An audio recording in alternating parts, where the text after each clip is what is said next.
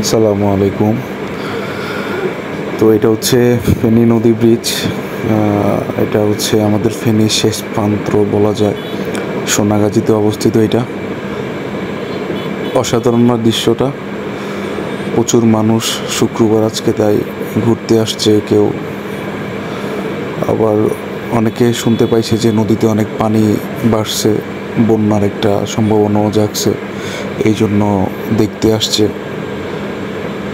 তো আমাদের উদ্দেশ্য হচ্ছে মুসাফুর, তারপরে হচ্ছে গুচ্ছগ্রাম। আর আমরা ফেনী শেষ করে নোয়াখালীতে ঢুকে পড়ছি। ব্রিজের এই পাশটাই হচ্ছে নোয়াখালীর অংশ। আর এই রাস্তার দুই পাশটাই খুব সুন্দর, একদম অনেক সুন্দর ভিউ। দুই পাশেই সুন্দর গাছপালা, সবুজে ঘেরা। আর হচ্ছে বৃষ্টির কারণে আর হচ্ছে ভারতীয় পানির কারণে রাস্তার দুই পাশে প্রচুর পানি বেড়ে গেছে। নদীর জোয়ারের কারণে পানিগুলো জমে মাঠের মধ্যে চলে এসছে। তো আমার ডানে দেখতেই পাচ্ছেন যে পানিগুলো একদম মাঠে চারপাশে একদম টই টই করছে পানি।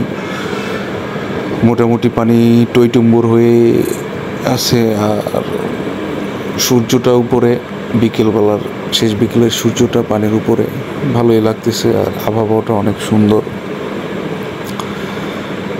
তো নোয়াখালীর উদ্দেশ্যে আগাচ্ছি, হচ্ছে মুসাপুরের দিকে যাচ্ছি। মুসাপুরেটা মোটামুটি ভাঙতে ভাঙতে শেষ হয়ে যাচ্ছে। তো হয়তোবা আর কয়দিন পরে গেলে হয়তোবা দেখতেও পাবো না। তো ভাবলাম না, আজকে আবার বের হয়ে আবার একটু যাই, ঘুরে আসি। তো এখন প্রায় বাজে হচ্ছে 5টা, হাতেও বেশি তেমন একটা সময় নেই। ফেনী থেকে রওনা দিই হচ্ছে 4টার পরে,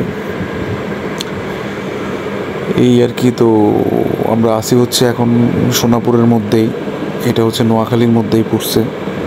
আমরা সোনাগাজী পার হয়ে ফেনী থেকে চলে আসছি। তো এই হচ্ছে অবস্থা এই দিকটার। একটু পর পরই বালু তুলতেছে। তো মানুষ আসলে কি বলবো, মানুষ স্বার্থপর। মানুষ সব তাদের লাভের কথাই চিন্তা করতেছে। দেখতেছি যে নদী ভাঙতেছে, প্রচুর ভেঙে শেষ হয়ে যাচ্ছে, এরপরও মানুষ বালু তুলতেছে। এক শ্রেণীর মানুষ আছে, তারা তাদের লাভের জন্য, ব্যক্তিগত লাভের কথা চিন্তা করেই তারা শুধু বালু তুলেই একদম সব শেষ করে দিচ্ছে, এই আর কি হচ্ছে এদিকের অবস্থা। আর হচ্ছে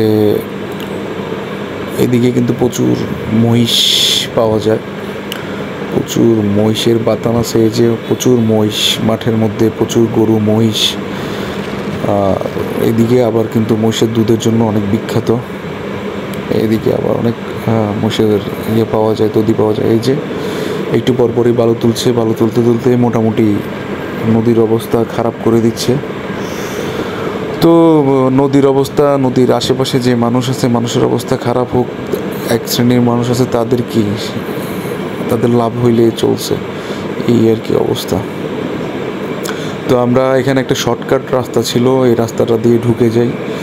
এটা দিয়ে সোজা উঠলে হচ্ছে মুসাপুরের রাস্তাটা। এই যে দেখতেই পাচ্ছেন, এখানে রাস্তাটা ডুবে গিয়েছিল জোয়ারের সময়। এখন নাকি ভাটা চলতেছে, এই জন্য পানিগুলো নেমে যাচ্ছে। মোটামুটি দুই পাশে পানিতে ভরে গেছিলো। আর এই পাশের বাড়িগুলো হচ্ছে মোটামুটি পানি উঠে গেছিলো, এই আর কি। মোটামুটি এই যে জোয়ারের পানি একদম মানুষের ঘর বাড়ি ছুঁই ছুঁই একটা অবস্থা। তো স্বাভাবিক, নদী যখন পাশে আছে তখন হচ্ছে, যখন জোয়ার আসবে তখন এই অবস্থাই হবে। আর এর মধ্যে হচ্ছে যে ভারতীয় উজানের পানি, তারপরে মুসাপুরের যে সুইচ গেটটা ছিল ওইটাও ভেঙে গিয়েছে। সব মিলিয়ে হচ্ছে যে অবস্থা আর কি। তো আল্লাহ তাআলা যদি যাত্রা রক্ষা করে তাহলে রক্ষা পাওয়া যাবে ইনশাআল্লাহ। আর এদিকের মানুষ যেভাবে মোটামুটি বালু তুলে সব কিছু মানে জেনে শুনেই তারা শেষ করতেছে, কি বলবো আর। যত বেশি বালু তুলতেছে তত বেশি তো নদীর ভাঙন বাড়বে, নদীর গভীরতা বাড়বে। নদীর গভীরতা বাড়লেই নদীর ভাঙনও বেড়ে যাবে, এটা তো মানুষ বুঝে। আর এই রাস্তাটার কথা আর কি বলবো, এই রাস্তাটার মতো সুন্দর একটা রাস্তা আসলে খুঁজে পাওয়া যাবে না।